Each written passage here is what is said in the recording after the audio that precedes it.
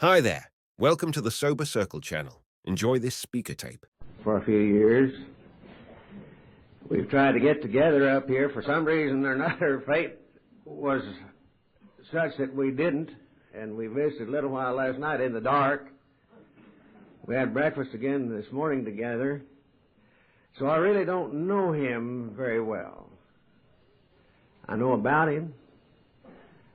Now, a few years ago, I played bridge with his wife, so I really feel like I know her probably better than I know him. So I would like to introduce at this time Marilyn's husband.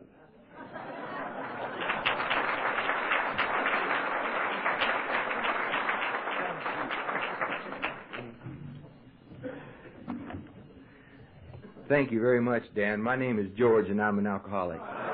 Hello, everybody. I think it's just beautiful to get introduced as Marilyn's husband. You know, when you're a preacher, or married to a preacher, everyone in town says, "Oh, this is the preacher's wife." And this poor woman that I'm married to has many fine qualities, all her own, that people don't get to see because she's always just a preacher's wife. But now I get to be Marilyn's husband. Isn't that neat? I had promised myself and my higher power that I would make no efforts to impress you today. And evidently I was trying to impress you because in my efforts to be cool and calm and collected and laid back, I dumped a pot of coffee down my front, and I'm still wet. So if I kind of go this way every once in a while, I'm still drying off. I cannot believe it. I just thought, well, I'm really relaxed, and this is going to be easy. I woke up feeling good, no problems at all. Okay. Thank you so much for inviting me. I thank the committee for having us up here, for taking care of our expenses so that we could be a part of this fellowship, this round here at Shangri-La. It means a great deal to us that you looked for us, that you wanted us, that we could be here and share a little bit of our experience, strength, and hope. I am absolutely convinced that Alcoholics Anonymous has saved my life, my sanity, my marriage, all the things that mean something to me. I've been allowed to enjoy the privilege of all of these because of the sobriety that I found in this program, the fellowship I found in this program, as Franklin mentioned last night, the love that I found in this program. I depend upon it. I keep coming back to it. I am convinced I'm never going to be able to make it on my own. I've enjoyed listening to the speakers, and each one of you has set off a memory or a feeling or something off in my mind. When Ash was telling about that tomcat, he didn't give me permission to tell you the rest of the story, but I'm going to tell it to you anyway. That's not the only encounter he had with that cat. When they got that cat, it snored. Now, they'd never seen a tomcat that snored before, and they didn't know what to do about it, and darn, every night it was getting pretty bad. So finally, his wife took the cat to the vet to see what could be done, and the vet said, "We've never found any way to cure a snoring tomcat." Well, he says, "Yes, we have found one thing. We don't know why it works. You can try it." He says, if you'll take a blue ribbon and tie it around their privates, they won't snore. So that night when that cat started snoring, why, she got a piece of blue ribbon and tied it on the cat, and sure enough, it hushed. Well, when Ash got home a little later that night,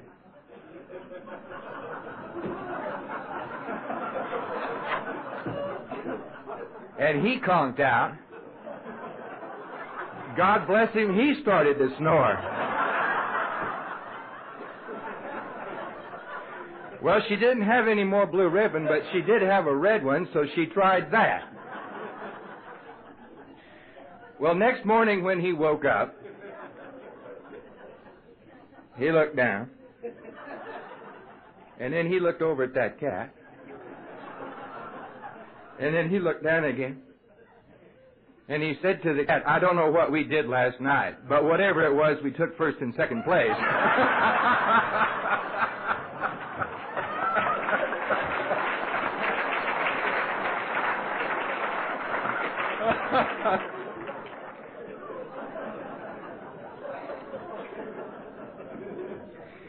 You'd think after an experience like that they'd learn to leave animals alone, but they didn't. I think it was their family, but I don't know.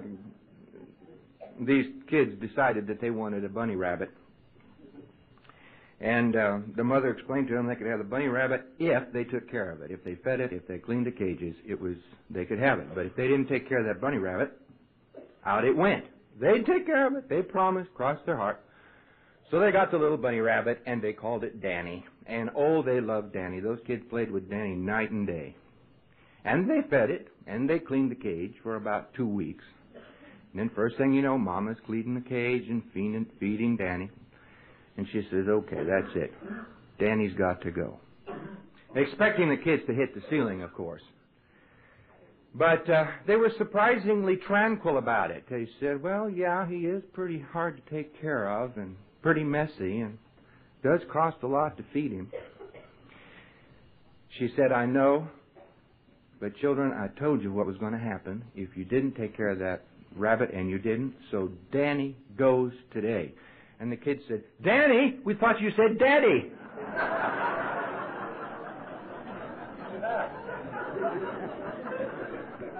Okay, now I've done my comedian bit. Now get some of the butterflies out of my tummy. I don't know which one of the speakers said it now, but another theme that came up really struck home for me. The notion of where am I coming from and putting it all together and all this sort of thing. I came across a cartoon. Actually, it was a series of cartoons. And it showed this man standing on a jagged piece of ice, kind of an ice floe floating out in the ocean. And there were other chunks of ice in this sea around him. And his task was to try and fit them all together. And laboriously, picture by picture, he finally gets all the pieces put together. You know, I've gotten all the pieces of my life put together, and they all fit. And when he gets them all put together, he looks up, and there's all these other pieces out there that he's supposed to fit into. And there's just no end to it. And I want to tell you that that's the way I feel about my life.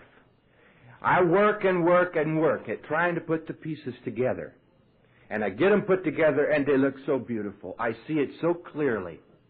And you invite me to come and speak and tell you all about it, and I'm going to enlighten you, and I'm going to give you hope for the future. But I want to tell you this. I can only tell you about the piece I'm on now. There's more out there. And there's going to always be more pieces out there. I'm not going to get through. So if I have anything to share with you this morning, it's simply a matter of how I've tried to put together the pieces that I've found so far. And maybe as I share some of the pieces that I've found and how they fit, you'll recognize a few of the pieces in your life and how they fit for you. And when we go away from here, we'll see just a little bit more clearer where some of those other pieces are out there. Oh, I wanted to say one other thing about these Al-Anons before I get on. I came into AA through Al-Anon. It wasn't Marilyn's fault, though. I ought to clear that up. There was a group in our church in Texas, and a group of AAs. And the husband of one of the gals in the group came to me and asked me if I'd help them start an Al-Anon group. And I said, I don't know a thing about it, but I'll be glad to do anything I can to help. And so I did. And for several years, I worked with the Al-Anon group. And that's why I have a tremendous sympathy and an empathy for Al-Anon. I learned so much there. And I think Al-Anon was the doorway that helped me recognize my own problem and brought me to AA much quicker than I would have any other way. But I've got a great definition for you, Al-Anons. Beautiful image. Another cartoon. I'm a great cartoon collector. Man and wife are walking down the street, and there's this derelict lying in the gutter. And the wife is saying to the husband, there but for the grace of me goes you.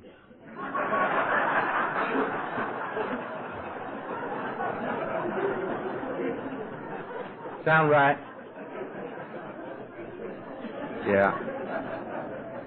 Yeah, that's it.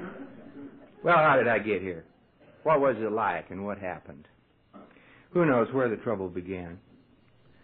I can't pinpoint what day, what hour that I made the decision that there was something wrong with George. It just seemed to come in the genes in a way. A feeling of inadequacy, a feeling of badness, a feeling of falling short of the mark. Somewhere along the line, I did not measure up to the images that I thought I was supposed to measure up to. Don't ask me why. Ask me if you want. I'll just say, I don't know. I don't know. It was there. Afraid of so many things. Afraid of the dark, afraid of thunder, afraid of lightning, afraid of clowns, if you will.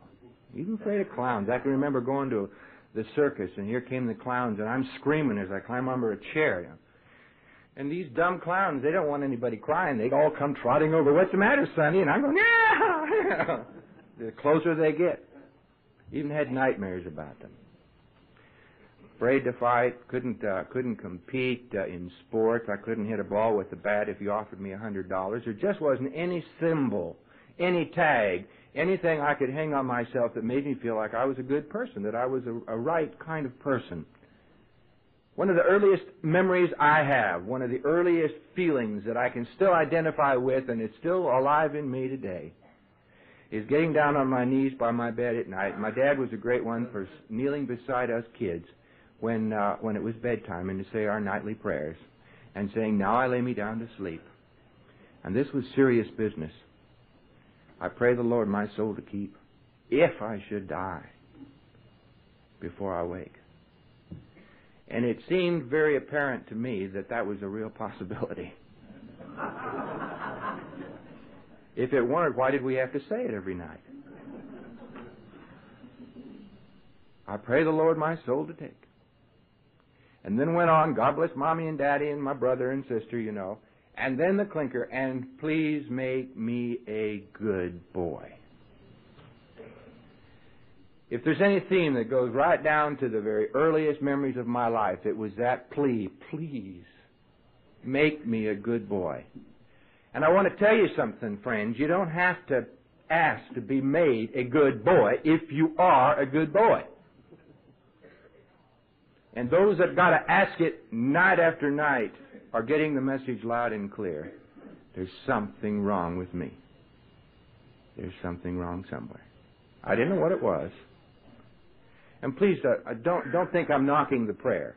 You know, that's a fine prayer, and I don't imagine anybody else ever felt that way about it. That's just what it did to me, or that's a memory that I have. Years later, I'm in college. For some reason, I'm upset about something, and suddenly I am a flood of tears, crying, gasping, heart-wrenching, gut-wrenching sobs.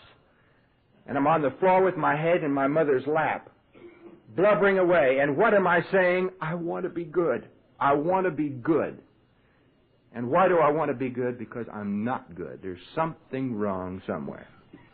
That's where I came from. That's where I came from. The way I got good was to be a preacher.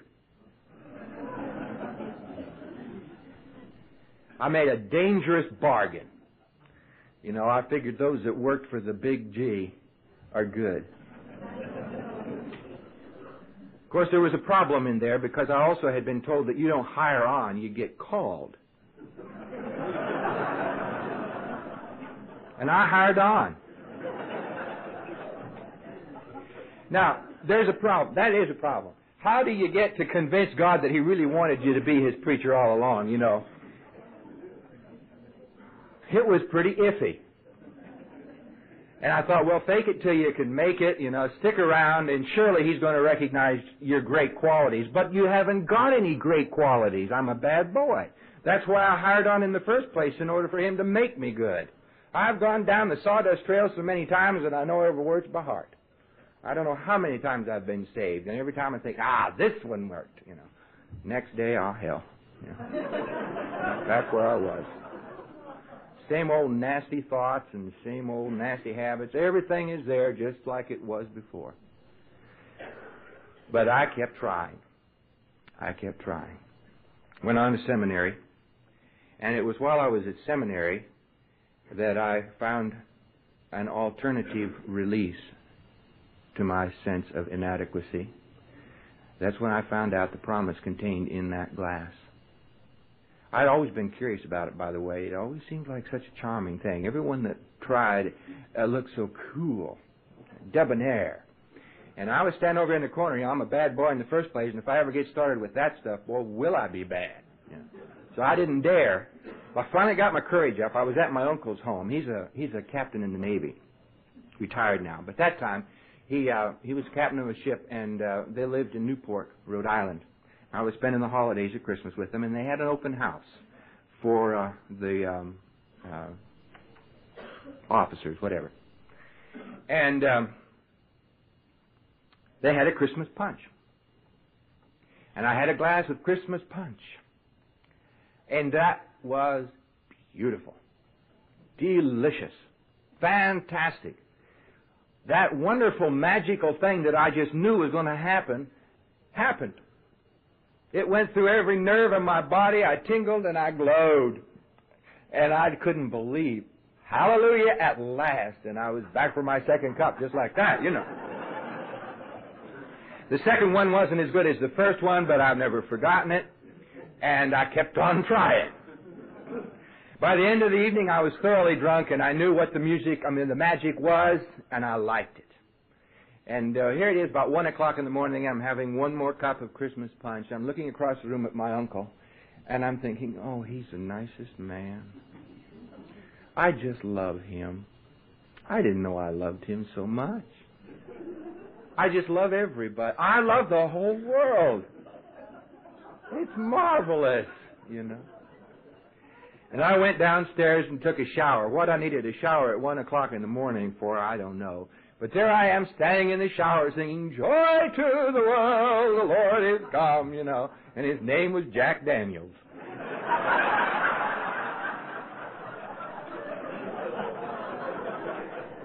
The next morning, I had some questions about what had happened the night before, and a very definite feeling that there was some dangers behind that joy that might be worse than I wanted to pay. And I thought I'd better stay away from it, and I did for a long while. I did very little drinking, once in a while. But by and large, I stayed away from it. I did go on, got ordained, had a couple of churches. Most ministers will tell you their first churches are pretty hard to take because you've learned all these ideals, and then you get out there in the real world, and the crunch of ideology and reality is pretty rough. So I had my shook-up moments, but eventually ended up in a church down in Houston, and that was sort of a bottom for me. That was not a pleasant time. And the telephone rang, and there's a voice on the phone said, would you be interested in coming out to West Texas, a town out in West Texas? Never been in that town, but I thought, God, I'm willing to go anywhere and get away from here. I said, yeah, I'm willing to look into it. So, well, we'll send a couple of men down to hear you Sunday morning. So these two men came down to the church, heard me preach, and invited me to their hotel room after church. Now, we had church real early in the morning because our air conditioner didn't work very well, and it was hot, August. So here it is. It isn't even noon yet, and I'm at this hotel room. Knock on the door. They open the door, and their first words were, what'll you have? Now, my mind said, this is Sunday morning, and it's not even noon. As my seafaring uncle would say, the sun hasn't even gotten over the yard arm. But I noticed that they had something in their hand, so I said, have you got any bourbon? And this fellow said, does a duck have an ass? That's the way they talk in West Texas.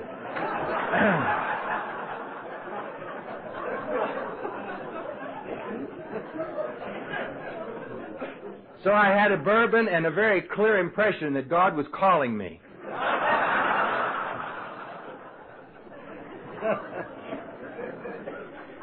We went out to West Texas, and we loved it. I want to be very, very clear about this. We had a wonderful church. These were fine, fine people. They were drinking people, but that was secondary to it. It was just a fine church. And it's the first church I ever went to that I began to feel like maybe there was some good about George after all. See, that little boy that wanted to be good was still very much alive, even though it was buried over deep in my gut. He was still there. But this was a group of people that loved me They affirmed my talents. They began to make me feel like I could do something good. And so I was accepted from the very first day. And I want to make that clear. They didn't turn me into a drunk. I did that all by myself. But they gave me the opportunity to. As I say, they were a drinking people. The very first night I was there, I was at a cocktail party. That was my start of my social life there. And from then on, wow, fantastic. I'll never forget first Christmas party there. Saturday night, thoroughly drunk. Loved it. Hostess put on a record of Zorba the Greek. Here I am dancing Zorba the Greek, you know. I was the hottest thing you ever saw, you know. Loved it. Sunday morning,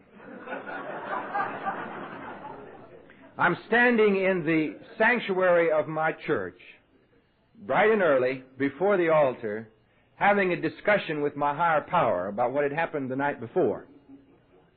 Now, I knew I'd been drunk, he knew I'd been drunk, and 2/3 of my congregation knew I'd been drunk. And what I was wondering about was, would they show up today? So we talked it over, God and I. And I want you to understand about this prayer. This is what an alcoholic does. I said, hey, God, I was bad last night, wasn't I? He said, why? What do you mean? Well, I got drunk. He said, so? Did you cuss your hostess out? No. Did you make obscene gestures at the ladies? No. Did you throw up on the carpet? No. You just had a good time, right? That's all I did, Lord. I had a good time. Well, what are Christians supposed to do?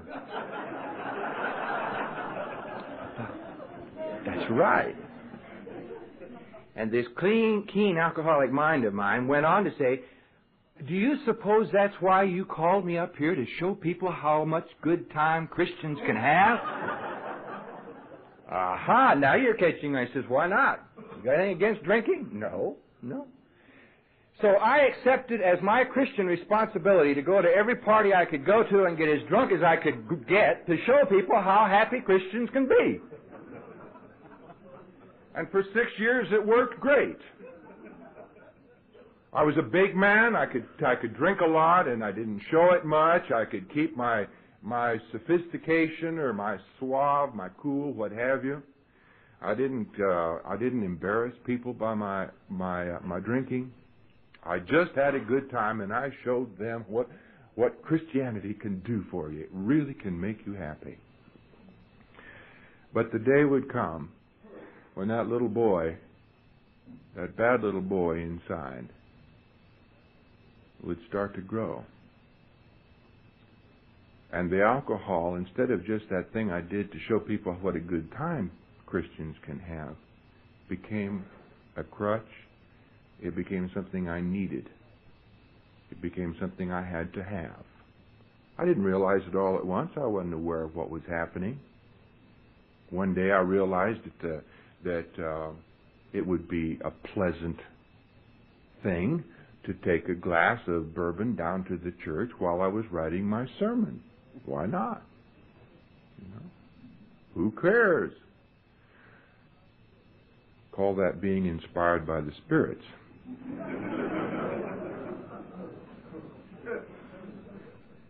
So I did, and I enjoyed that drink very much. That was a delightful experience.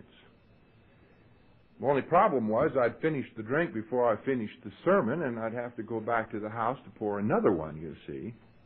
And there was always the possibility I might spill it in the car, and that's a waste of good liquor. I realized after I got in Alcoholics Anonymous, by the way, that I never did wipe up a spilt drink. I always licked it up. That's the truth. I didn't want to waste it. Well, after several weeks of worrying about spilling that drink in the car, I figured a way out to solve that problem. I took the typewriter home, and I wrote my sermons at home. I told that at the Western Club one night, and there was a woman sitting down in the front row, and she said, "How could you?" Wasn't hard at all, you know. Seemed easy to me, you know, very logical.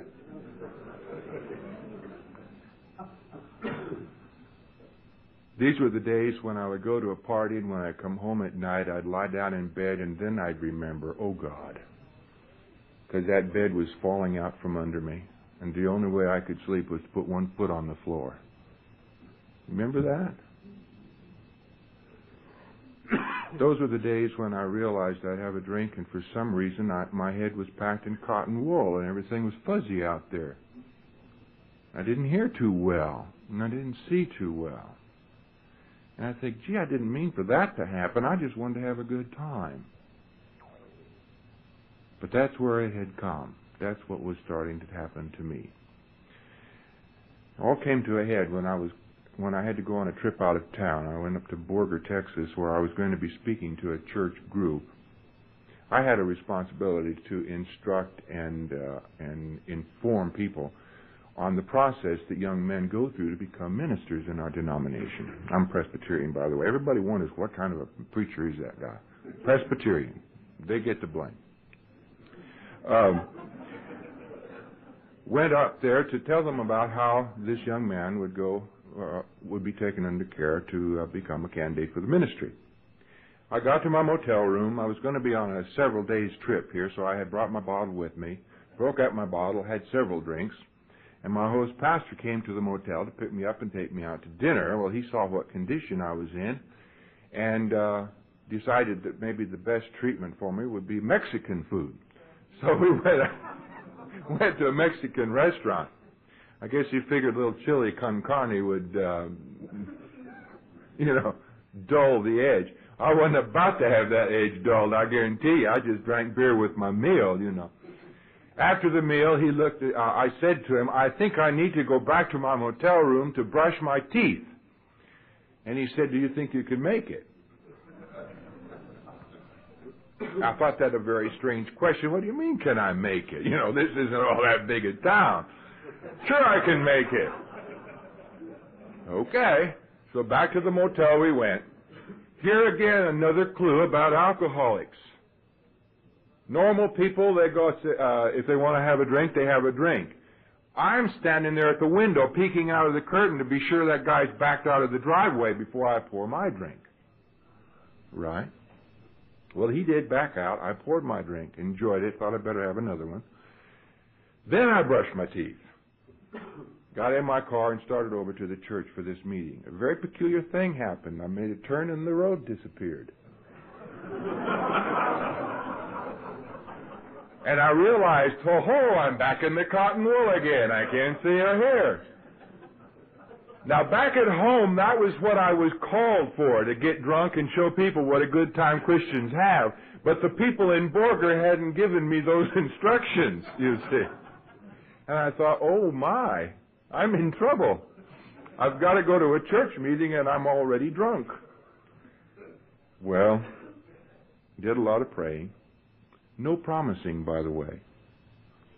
I didn't bargain with God. I'd already had some contact with AA, and I'd heard some of your stories, and I knew perfectly well that I had no intentions of giving up drinking, and I wasn't about to tell God I would. I just asked Him to help me get through this meeting,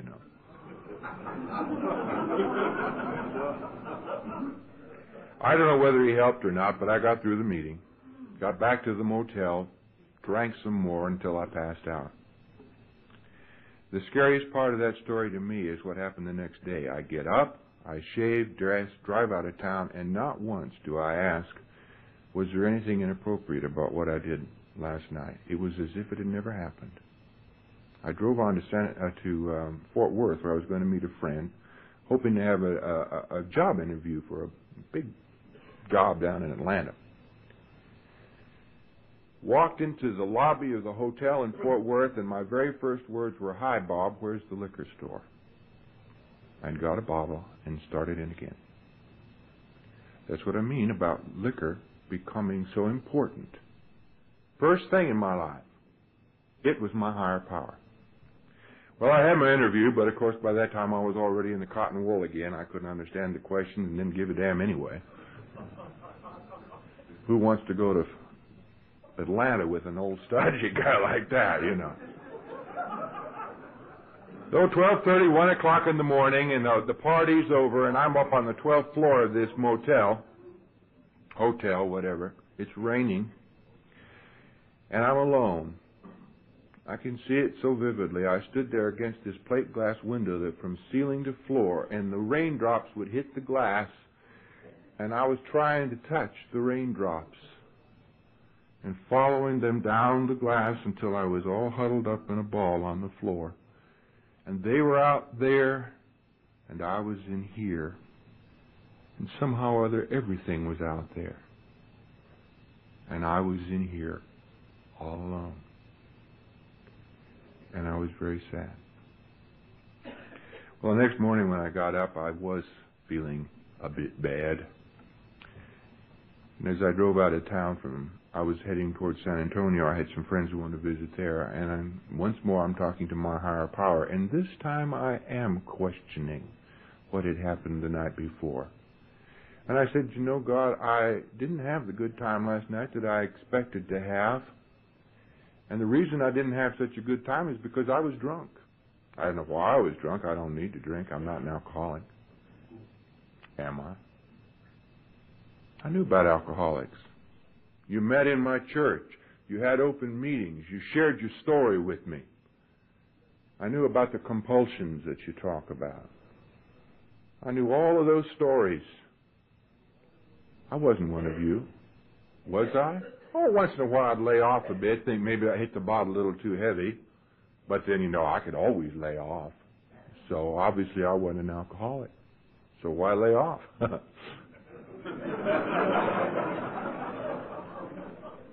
But as I'm driving down the highway, heading towards San Antonio, and my head's pounding and my gut's churning, and I'm really feeling bad about the night before, I said, you know, God, for a guy as successful as I am, and I was well accepted in that town, that even made me Man of the Year that year down in that town, for all the things I'd done there.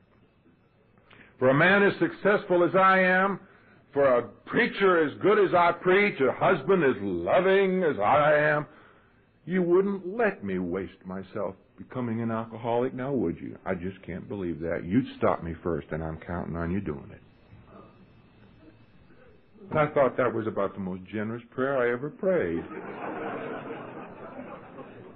My God, when you let a man interrupt your drinking, you know, that's guts praying. But anyway, I told him, yeah, if I'm an alcoholic, or if I'm about to get in trouble, I didn't believe I was an alcoholic. If I'm about to get in trouble, you stop me first. And after I got that prayer over with, I thought, I wonder if I ought to stop at the liquor store before I get to San Antonio. I didn't, but by midnight that night I wish I had, because I had emptied my bottle. And I still was thirsty. It was too late to do anything about it now. My friends, he was a Methodist minister, and, you know, they don't keep their houses well stocked as some of my Presbyterians did back at home. That was the 13th of June in 1973, and I didn't know it, but that was my last drink. I went to bed. I could not relax. I couldn't get to sleep. I think probably now, as I look back on it, I was just thirsty. I wanted some more, and there wasn't any, and that's what was bothering me. But it seemed like I was in a struggle all night long. I'd try and relax, and I'd tense up. I'd try and relax, and I'd tense up. I might sleep for 5 minutes, and I'd be awake again. By 6 o'clock in the morning, I was a basket case. I was just frantic. And as I lay there trying to force myself to go to sleep, suddenly I heard a voice. Now, you can call that voice whatever you will. You can call it my imagination. You can call it DTs. You can call it the voice of God. I know what it was for me. Said only 6 words. George, George, you've gone too far. I didn't have to ask who's talking or what are you talking about. I remembered my prayer from the day before, and I already had my answer. I can't stop you from becoming an alcoholic, George. You are. Well, those of you that have been at that point in your lives know what I felt.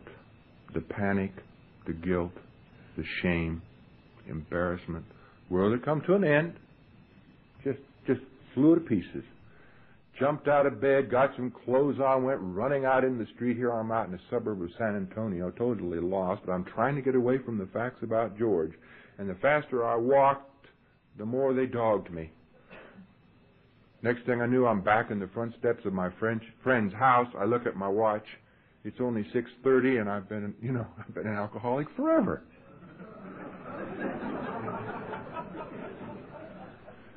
I drove home, scared to death, ashamed, pitiful sight. And I found myself doing a kind of inventory, thinking about what had been happening in my life the last few months. Obviously, I recognized some of the things that were going on now. Yeah, that explains why I got drunk for the interview the night before. That explains why I was taking the booze down to the church. That explains why I was always so careful that people weren't watching me when I poured that next drink.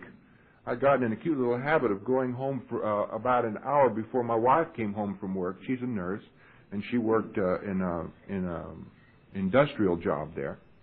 And I'd always go home early so that I could have several drinks before she got there. And then I'd wait for her to leave the room before I'd fill the glass again, so that one drink she might have seen, possibly two, while I don't know how many I had really had. Normal drinkers do not have to hide the amount they're drinking. I was very careful to hide it. Not because I thought there was anything wrong with what I was drinking, but because I didn't want to have to discuss it with her. You remember those feelings? Then there was a telephone call that finally made sense. Dear friend called up my wife one day, and he says, I know this may sound stupid, but have I corrupted George? And she, bless her heart, she's one of those Al-Anons that really hadn't caught on yet. She was starting to, but she hadn't caught on yet what was happening. And she didn't know what this man was talking about. And he said, well, it's probably my imagination, but he says, I love the bastard, and I'd hate to think I'd harmed him. And then I realized what he was talking about. I had been able to take a whole pitcher of martinis in his kitchen, drink the whole thing, and then go back to bourbon and never slur a sentence. In the early days. Now I had showed up in his kitchen, stood there in the middle of the floor, swaying on my feet and saying with great pride, I'm as drunk as a fiddler's bitch.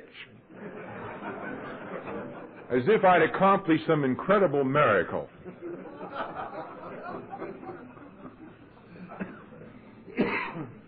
There had been a change.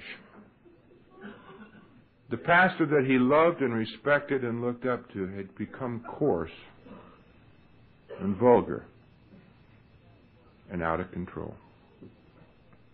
You told me in this program that if alcohol was coming between you and any important aspect of your life, that's all it took to be an alcoholic. You didn't have to have the DUIs. You didn't have to lose the job. You didn't have to be in jail. Alcohol just had to interrupt something really important in your life, or it was getting in the way. That's all it took. And already I could see where it had affected my work. It was affecting my marriage. It was affecting my relationship to my friends. There were 3 areas to start off with, and it wasn't long before I found a few more. When I was back in that Al-Anon group, you remember the 40 questions or 30-some questions from Johns Hopkins? One night we Al-Anons decided we'd go over that list just so we'd understand better what was going on to those guys in the other room. We read that list. As I recall, if you got 3 yeses, you're in trouble. I stopped counting at 3. And I thought, the damn presumption of those people.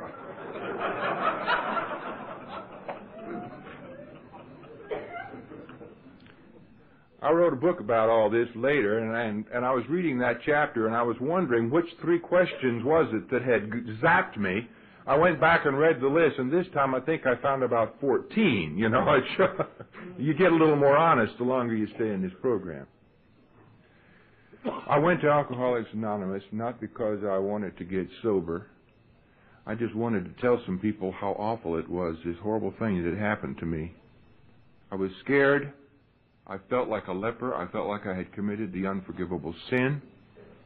I felt like I was going to lose my wife, my job, my reputation. Everything was going to go down the drain. I had spoiled it all.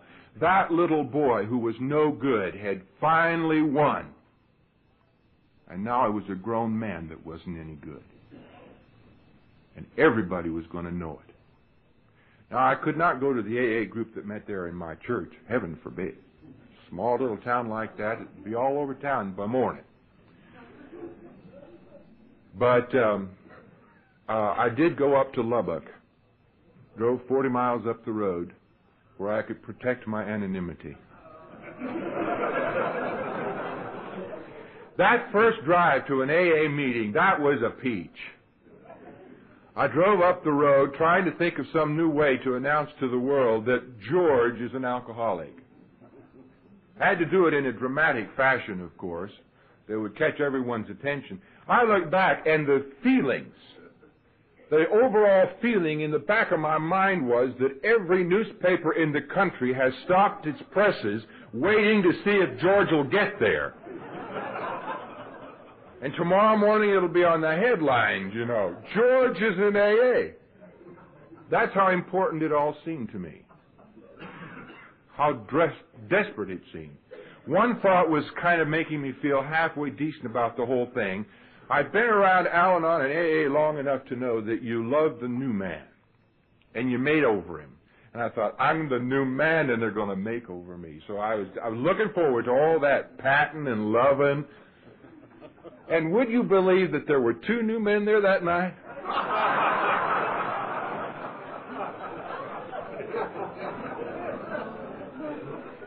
He had lost his wife, so he was crying. I hadn't, and I wasn't, so they were petting him and not me. And I was jealous as hell. That's how sick you can get, to be jealous of another drunk. And every week I'd show up, and there that guy'd be sitting there bawling, and I'd think, God, I wish he'd go get drunk and get out of here. Yeah. That first meeting was not very helpful. They were on the 3rd step. And of course I wrote it. I preached it every Sunday morning. And I expected them to ask me to explain it to them. And they didn't. In fact, they skipped over me as they went around the table. And I pouted. Finally, they got to around, they talked to everybody, or let everybody talk to me, you know, and they finally turned to me and said, is there anything you would like to say? Here was my chance. I've been memorizing my lines all evening. So I said, well, my name is George, and I don't know whether I'm an alcoholic or not, but if I'm not, I sure drink funny. And that was supposed to impress the hell out of them.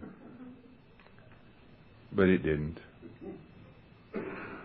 I had an awful lot of problems with ego when I came to AA. You see, I walked in the door, the man of God, I walked in the door with the theology all tucked under my arm. I walked in knowing the 12 steps because I'd studied it in Al-Anon, and I had the idea that I was going to become a resident chaplain for the central group in Lubbock. At the same time I came in there convinced that there wasn't anybody in that room and had done it the way I did. I was unique. Do you remember that sense of horrible uniqueness? Someone that referred to it as terminal uniqueness? Someone else, I think it's Dick G. from Colorado, says he came to AA with all the humility of a Prussian general. I identify with that. I identify with that. I sat there in that first meeting, pushing everything away from me. They sounded phony. Somebody right off the bat said, my name is Hal. I'm a grateful alcoholic. That's a lying son of a bitch. How can you be a grateful alcoholic? You know, that's a contradiction in terms. And on it went all the way around the table. Everything they said sounded phony. Everything that they said sounded theologically suspect. Everything that they said sounded totally disconnected from who I was and where I was. I couldn't identify with you. And afterwards, why, there was one Episcopal priest in the group. He was the one that I had gone to first, by the way, and had brought me to this meeting. And so he and I and several others went out for coffee afterwards. And we were sitting there around the table, and now it was my turn to tell everybody how awful it was. And couldn't identify with this crowd. I had an education, they didn't have an education. I was a man of God, they weren't a man of God, on and on and on and on. And this fellow's just sitting there, yeah, it sure is awful. Yeah, terrible, terrible. And finally, after I told him just how impossible the whole situation was and how hopeless it was, he said to me, I imagine you're just like I was when you came to AA. You're confused, you're wondering whether you belong here or not. I don't know whether you're an alcoholic or not. I just want you to know one thing. I'm glad you came tonight, and I'm glad you're here. And he said it with all of the love and the warmth that any man can put into his eyes and his mouth. And I knew that he meant it. And I looked him right back in the eye and said just as sincerely, you bastard.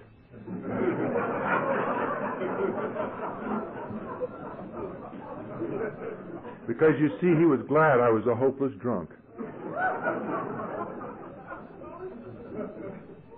About 3 weeks later, I'd calmed down slightly, and I had had a chance to think that over, and I looked him up at the meeting, and I said, you remember what I said that first night? And he said, yes. I said, I think I figured out who the bastard really was. Had a terrible time. I came to the program not because I thought I was going to get sober, but I was scared as hell of what had happened to me, knowing I could not change it, but didn't know what else I could do. My wife didn't understand. I couldn't tell anybody at home. You were the only people that talked about this subject, and you were the only place I could come.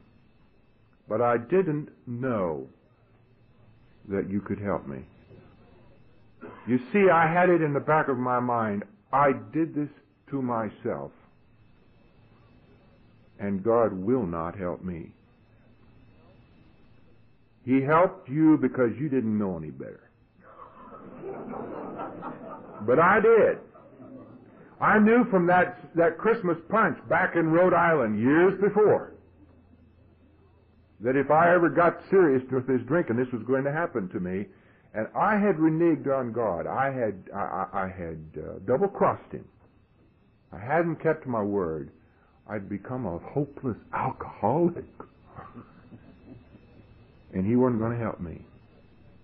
For 3 months I sat there and stewed in that pity pot while you all kept telling me about how wonderful this new life was and how great it was to have this higher power to rely upon. And I hated you. I'd go to those meetings on Wednesday nights and I'd just grip the edge of my chairs because I wanted to get drunk so bad to show you. But I didn't. I didn't.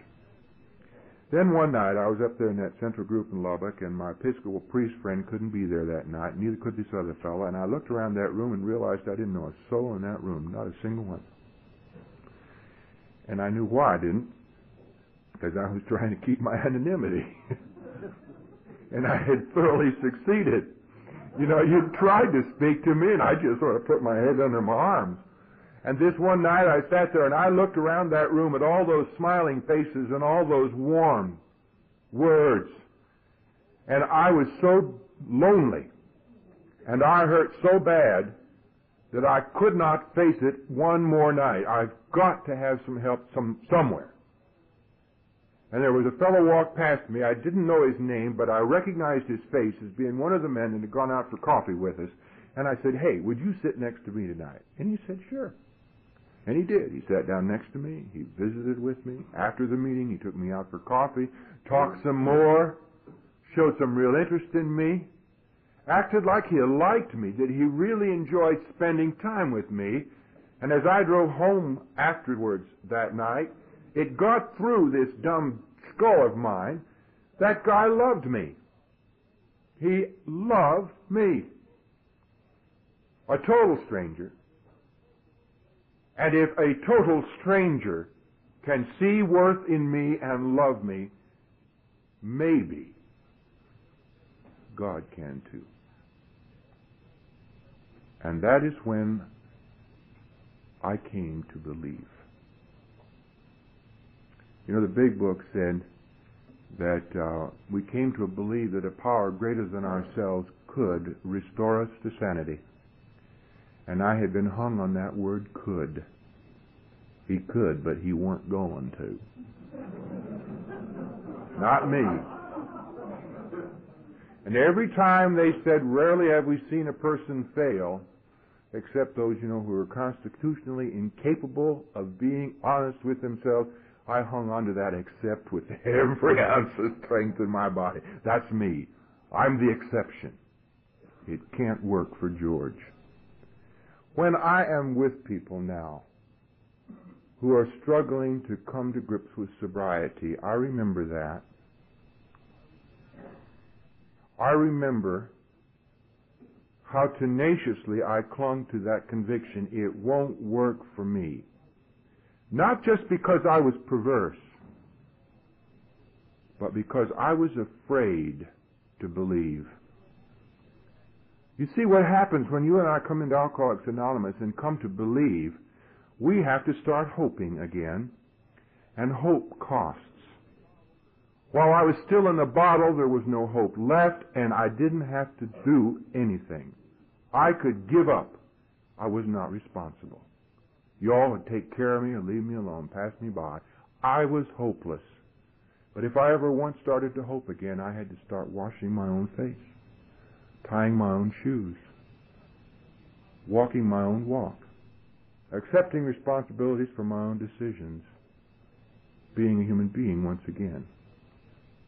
And there are times I don't like being responsible. There are times I do not like being sane. There are times I'd a heck of a lot rather be totally insane and tell you how awful it is and go suck my thumb.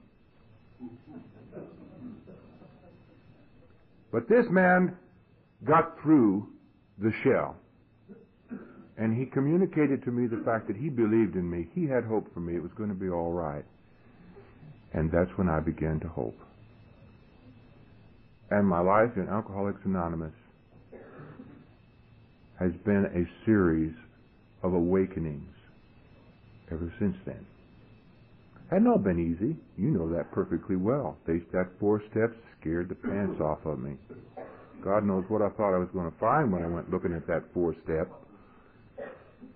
I've been privileged to have a number of people trust me to sit down and go through their 5th step with me. And I have yet to hear anything in a 5th step that totally shocked me or surprised me. Had my eyebrow go up a time or two, but you know. Never heard that before.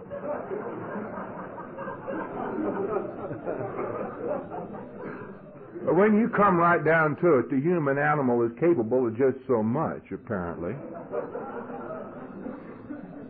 And so is George. And I'm not going to stand here and take my 5th step with you, I guarantee you. But when you've washed all the laundry, you know, it's all pretty much the same. There's not that much that's all that horrible. But I didn't know it when I was getting ready to do it. So it was difficult to do the 4th step. I was scared stiff of it. I was in a meeting one night, and I said, I just don't think I can do it. You know, I can take a thorough one, but it sure as hell can't be fearless. There was a fellow from El Paso at the meeting that night, and he said, you know, I believe that these steps are in a certain order for a certain reason, and that if you're having trouble with one step, maybe you haven't completed the step previous to it. And I was really hurt. I hadn't done my 3rd step? But I got to thinking about that and began to wonder about the dynamics of truly trusting God with my will in my life. If you have done this, then what is there in the 4th step that can frighten you? If you have genuinely trusted God with your entire being, then what is there in a 4th or a 5th or any of the rest of the steps that can hurt you? I don't know the thing. And that's what enabled me to go ahead and do my 4th step and my 5th step and work on down through the steps. This Dick G I was telling you about, I heard one of his tapes, and he said it's his opinion that we all have more than one bottom. We hit bottom again Later on, I had to hit bottom again after I'd been sober several years, after I had gotten on my pink cloud, after I had done my steps, and after I had become an authority on AA the way I had longed to be from the very beginning. I wrote a book about my experiences, telling about what it felt like to become an alcoholic minister and what it felt like to come to AA. And I just knew that that book was going to be a big seller. I was going to have fame and fortune. I might not make the Pulitzer Prize, but you only have one a year of those. So, but bestseller on the New York Times list I'd settle for. That book came out and nobody paid any attention to it. It was the most frustrating experience I'd ever gone through. I had slaved on that book. I poured my heart and my blood out on the page. And everything I tried to do to make people pay attention to it fell flat on its face. Our very first autograph party had in the town of Cordell where we lived, and the day of the party came and the book didn't. It's hard to autograph a book that isn't there. Well, we got on the telephone and found they were in Oklahoma City, so we rented a plane, flew to the city, and flew the books back out to Cordell. The only thing we didn't think to do was to drop them by parachute from the plane on the lawn of the library. Wouldn't that have been effective? I kept trying to have these autograph parties, and they all failed. Finally, the biggest hope I had, Marilyn and I were going to the Hub of the Plains conference in Lubbock. And that's where it all happened. And so I knew that everyone at that conference is going to want to have a copy of my book. So I wrote to a bookstore in Lubbock, sent them a copy of the book, said, I'm going to be there, so will 700 other alcoholics, and you're going to have a bonanza of a book sale. They didn't answer my letter.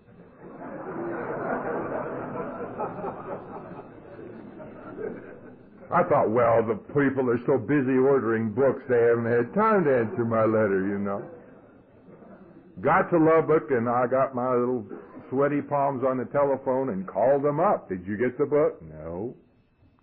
Weren't interested. And I thought, oh, hell. Here I am at the Hub of the Plains trying to sell books, and there's no books here to sell. That's when I hit bottom. That is when I went back to my big book and I started paying attention to really turning my will and my life over to the care of God, as I understood Him.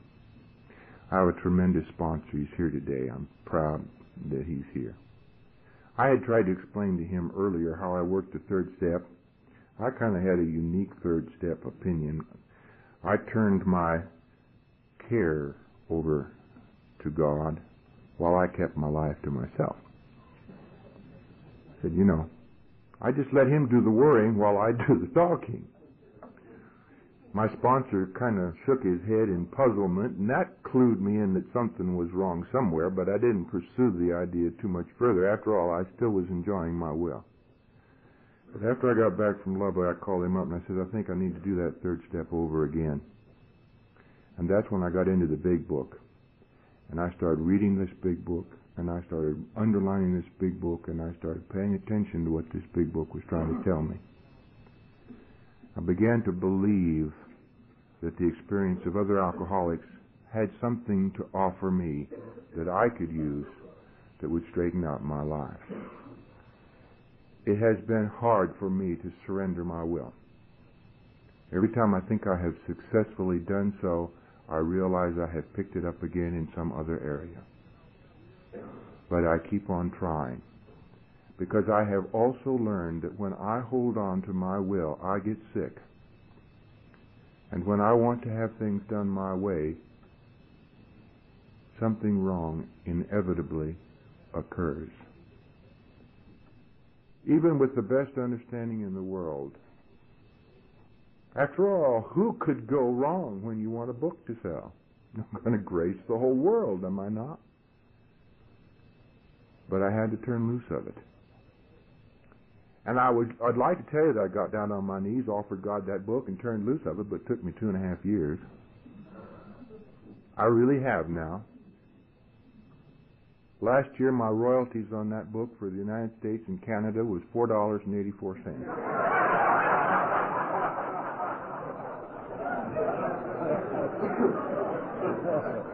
Isn't that beautiful?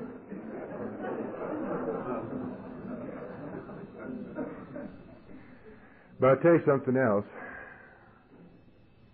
Not that many weeks ago, I was in a meeting in Oklahoma City, and someone came up to me and said, by the way, are you also Greg Martin? I wrote it under the name of Greg Martin. And I said, yes. Well, I just finished reading your book, and I want you to know what it meant to me. And this is what is starting to happen now. A word here, a sentence there, a letter from an old friend. It's beginning to find its way around. It's taking care of itself. God knew what he was doing. I think there were 2 lessons to be learned in the writing of that book. I think I had something to offer others. I also had to learn something about humility and turning loose of my own ego and putting myself forward. I've learned to love chapter 7 in the 12 Steps and 12 Traditions, where Bill talks about humility. Read it over and over and over and over. Maybe someday I'll get it. But the notion that we not only can, but must trust and accept God's will rather than our own. That's the place where my pieces fit together. That's the place where I need to grow. I want to tell you something more about my program. My program works as long as I stick next to you. And when I get out of touch with you, when I have stopped going to meetings for a week or 2 for whatever the cause, when I've neglected calling my sponsor, even though I'm still reading my big book and I'm still doing my prayer and meditation, I get sick. My program gets stinking. There is something about the lesson that I learned that night in Lubbock of allowing another alcoholic to sit next to me that I've got to always remember. Because that is the way in which my higher power is able to get in touch with George. Now, I enjoyed the lovely moonlight over the lake last night. And I felt a lump in my throat this morning as the sun came up over the lake. And I really liked the beauties of nature. But the God that I find there is a God that introduced himself to me first in a human being. He took on your clothes. He looked through your eyes. He used your tongue and your lips and your arms and your heart. And when I am lonely and I need to get in touch with my higher power, I come to you. You're the instrument that God uses. And I dare not stay away. I dare not stay away. The big problem with God's will is that he's, as someone put it, was afraid that God would send him off to China or somewhere. I don't know why you all think God needs you in China, for pity's sake. That's a peculiar thing. But we're all afraid of it, aren't we? I was too. I am afraid that the will of God is going to be some horrendous, distasteful thing that will just really wreck my plans for the future. But as I have contemplated this and as I've thought about it and as I have listened to the message that you have shared with me, I've been learning a couple of things about the will of God. I can't second guess him. There is no way on God's green earth that I know what he's got in plan for me the next hour, let alone the next 80 years or 20 years or whatever. And I don't have to try. One thing I am confident of, whatever God's will is for George today, it's good. That I believe. That I trust. And by the way, that's what George wants too. I want what's good for George. I've learned that much. I've had the other crap long enough. So I'm willing to buy into the will of God if that will get for me what I need to grow a little bit today, to be whatever He designed me to be. Now, in order for me to know that, I had to be able to trust that higher power. And I learned to trust Him because I could trust you. You were dependable. You were loving. You were accepting. You allowed me to sit next to you. Every time I am confronting a crisis, every time some problem has popped up, and there's the will of God up there, He's the policeman again, and suddenly I'm afraid again. Get back to the meeting. Get back to the sponsor. Get back to the other human being, and reintroduce myself to my higher power in your presence, where love is real, not just something I talk about or read about in a book. That's how I come to believe, and I've got to do it again and again and again and again and again. I didn't take my third step in 1973. I took it this morning. I'm taking it now. God help me, I'm trying to. I'm trying to. That's what Alcoholics Anonymous has taught me to do and taught me to be. I have not achieved sainthood. When I went out this morning, I looked at that pond that they turned the fountain off on, and there was a thin crust of ice, and I contemplating walking over it and wondering how many of you would watch.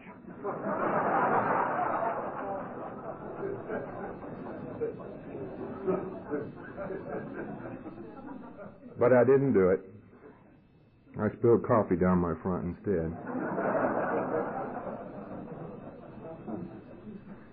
But oh, it is so tempting to try and be so good, so strong, so understanding. The wise man. Let me hear your troubles, my child.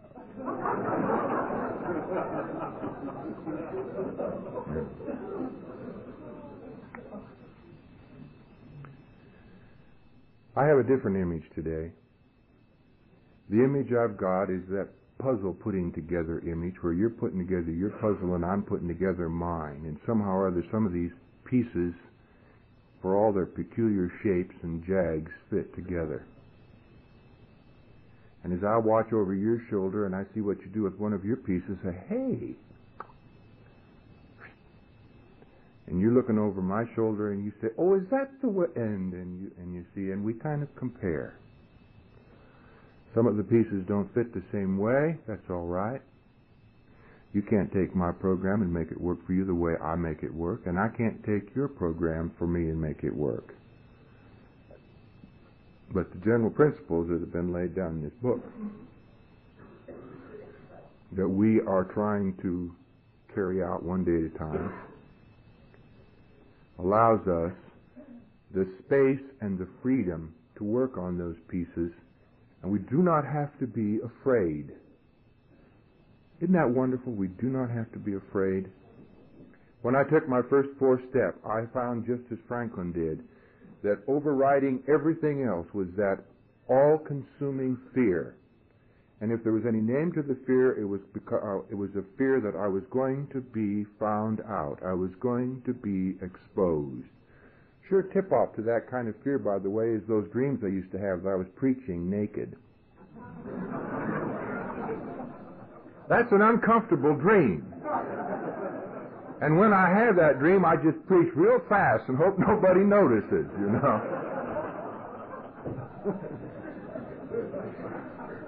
But that kind of a dream is simply saying, you know, that there's parts of me that I am ashamed of. There are parts of me that I'm afraid you're going to see. And when you see it, you will reject me.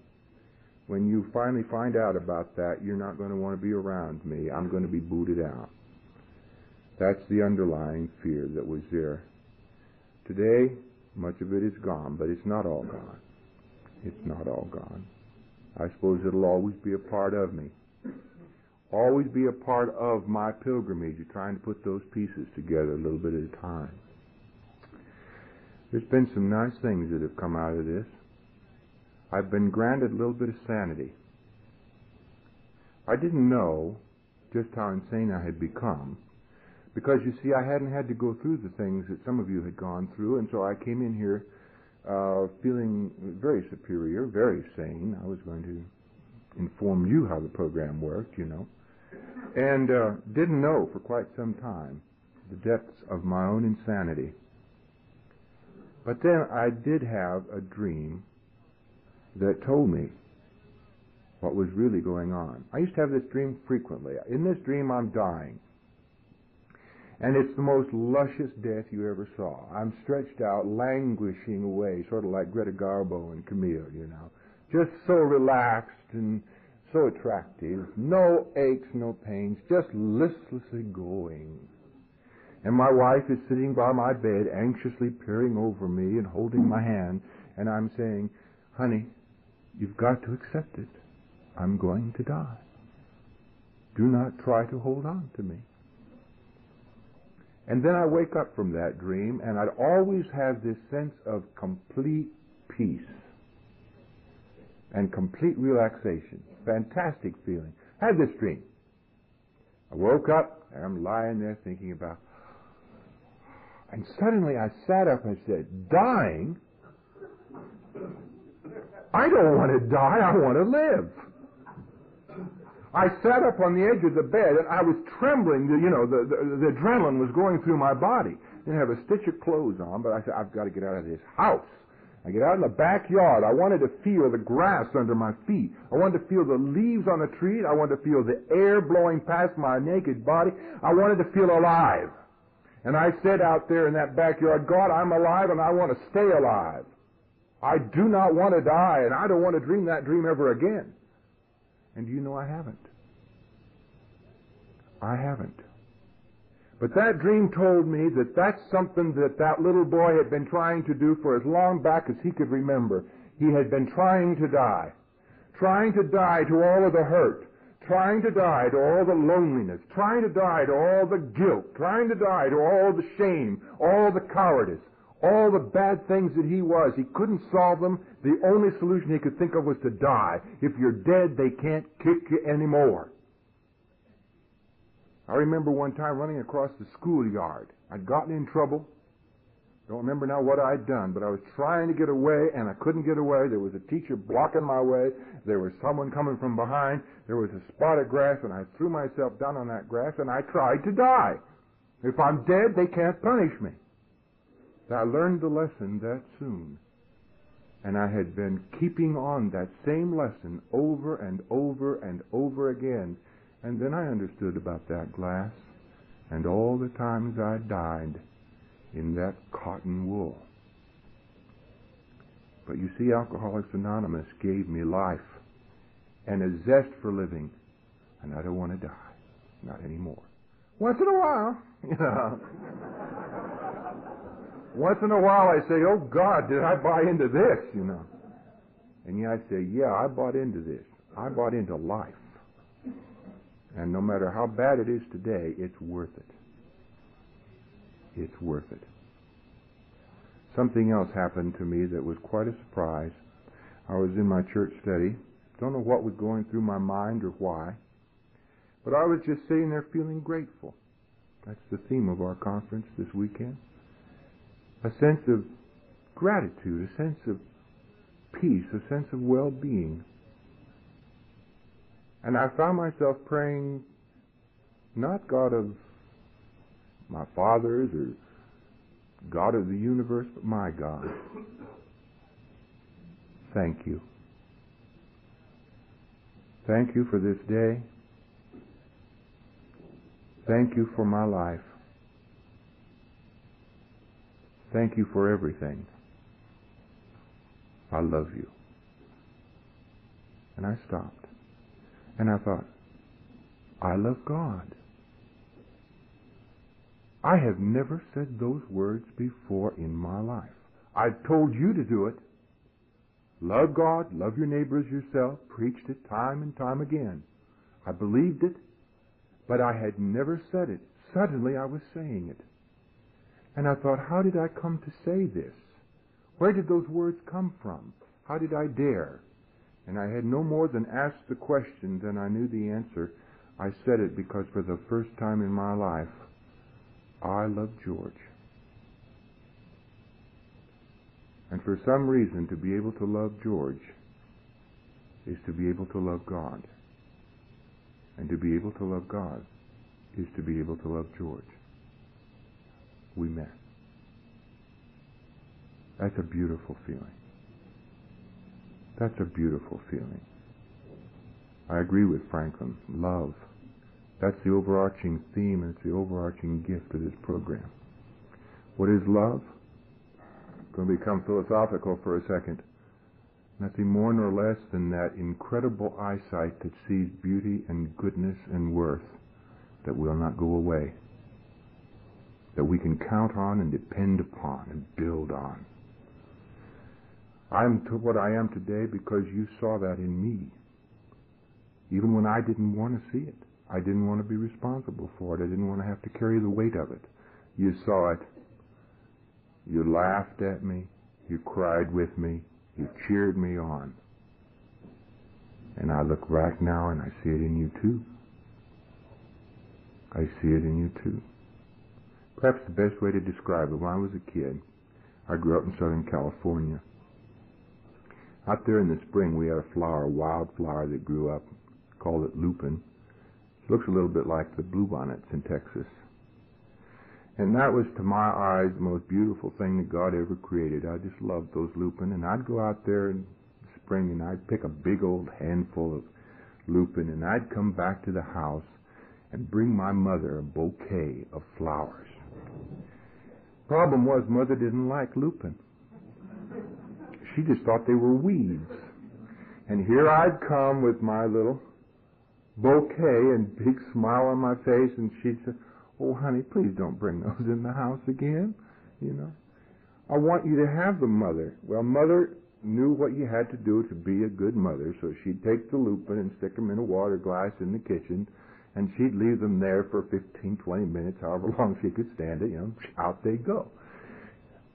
I'd look around and the lupin were gone, so out I'd go and I'd get some more lupin. Here I'd come with my lupin again, you know.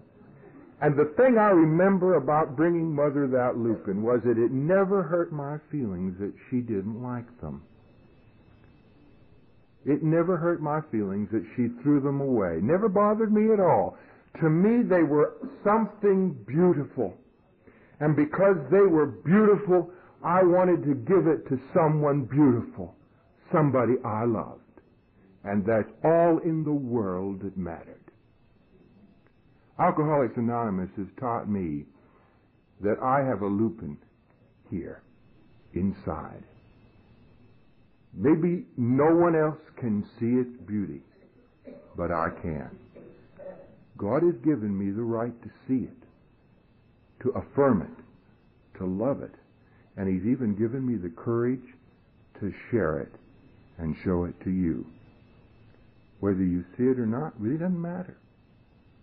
I have to believe that because I show it, the world has to be a more beautiful place. Thank you for inviting me.